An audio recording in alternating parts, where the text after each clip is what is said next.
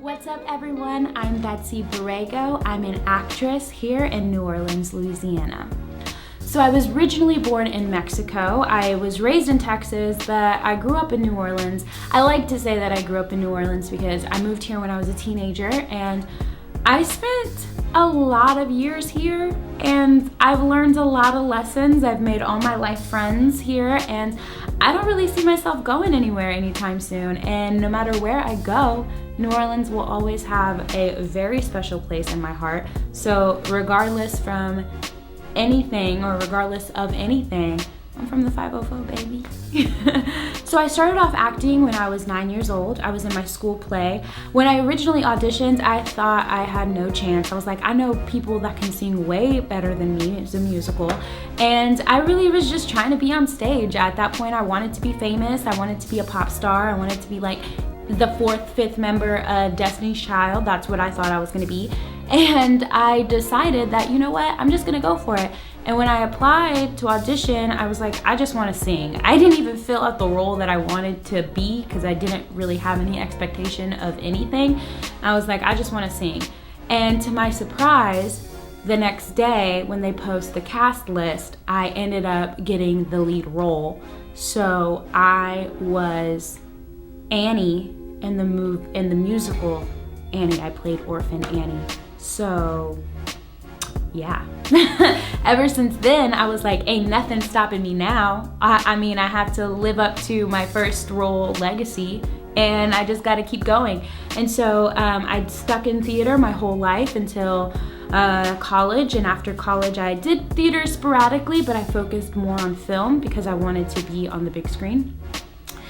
And then I got an awesome opportunity with the New Orleans Pelicans, and I started emceeing for the New Orleans Pelicans. For you, I am having so much fun hanging out with Ashton and Daquan over here at the Shells Junior Pelicans Kids Club table, where we all creative minds to come join us outside of Section 104 at the Sherwin-Williams Art Studio, where you can create your very own Pelican. That's right, fans, we are having a blast up here in the Entry 2000, and if you want a free t-shirt, let me see the scream. I absolutely love that job. I love the fans. I love NBA. I love basketball. I love my coworkers. I love everything that has to do with the Pelicans. I started when I was young. I started off as part of the entertainment team right into college, like right out of high school.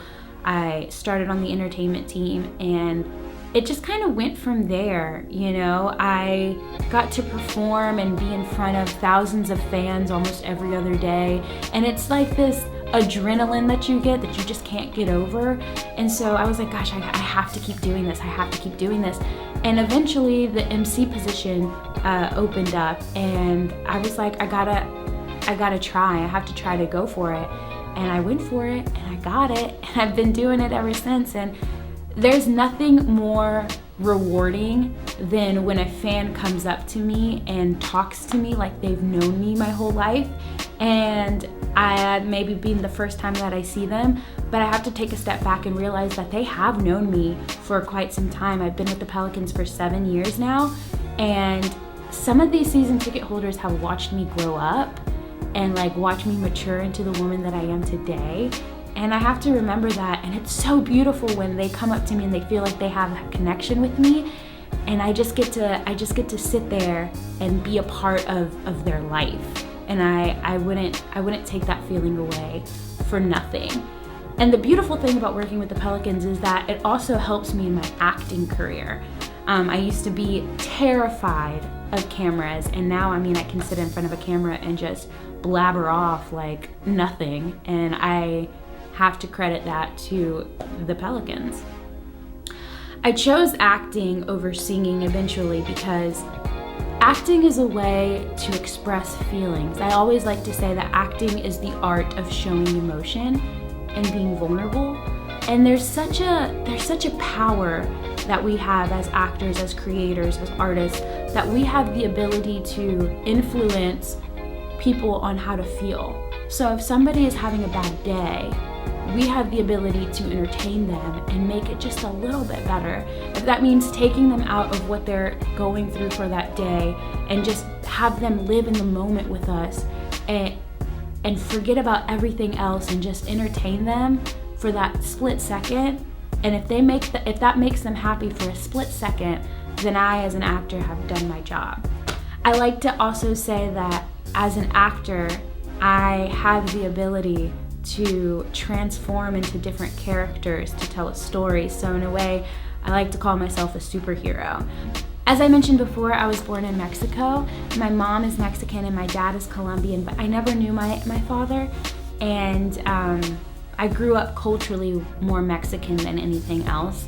My mom is what we call a mestiza, which is half Native American and European mix. And being Afro-Latina to me is just, it's beautiful, you know, it's more than just a label.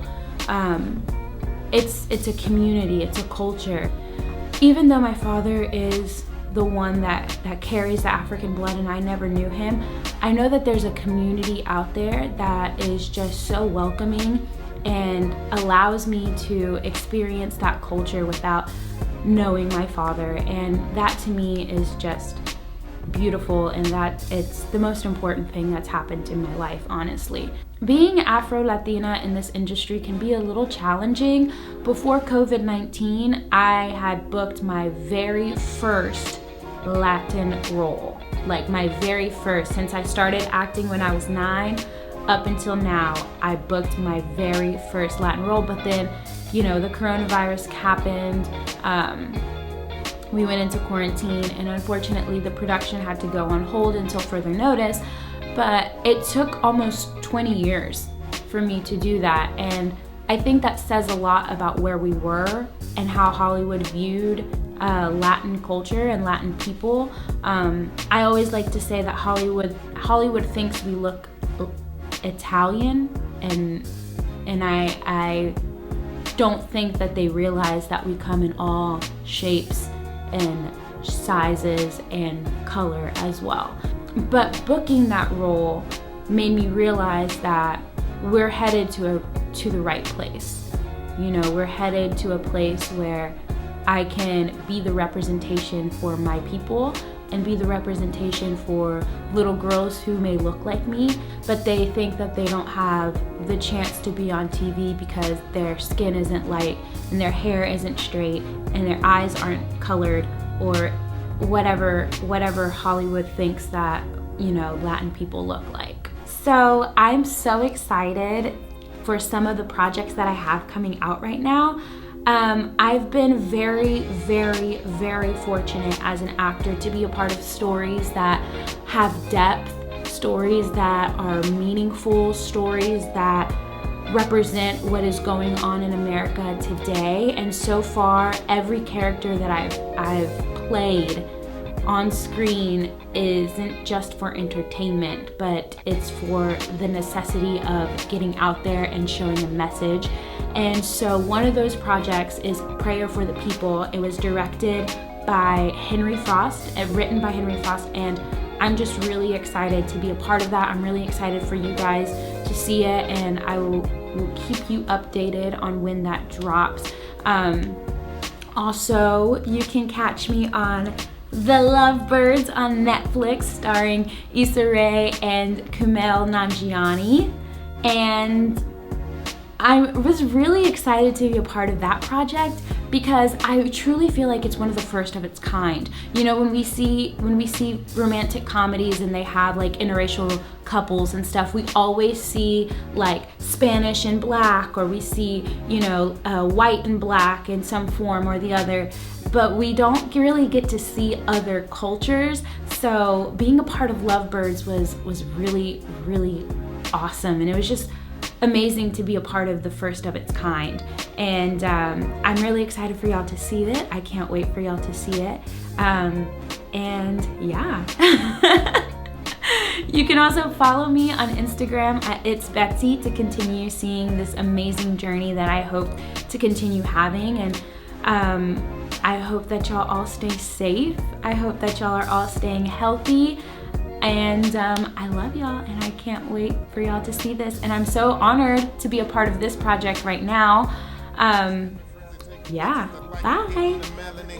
See the centerfold that my mental lobe on my jet issues with one-page features. She's a keeper. I bring it to the table, but she got her own visa. She ain't Beyonce, but I swear that girl a diva. And her ex-man, he was a dummy. He chose to leave her. He was supposed to lead her. Now look how I treat her. I'm looking for halfway like a Sadie. I'm trying to meet her. Melanin fever. I be the doctor to treat you. In my two-seater, I come get you like Daniel Caesar. Top down with the breeze. We can move with the trees. And the only thing matter on this road is you and me. We only got 10 more miles, so let's get deep. So sit back, relax, and baby, this is for my queens. About you, this for you, this is for my queens.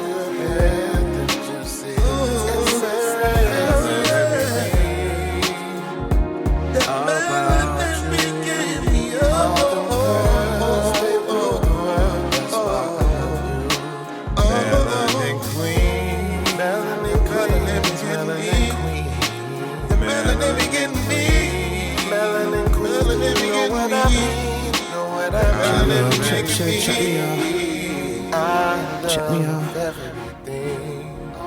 Yeah.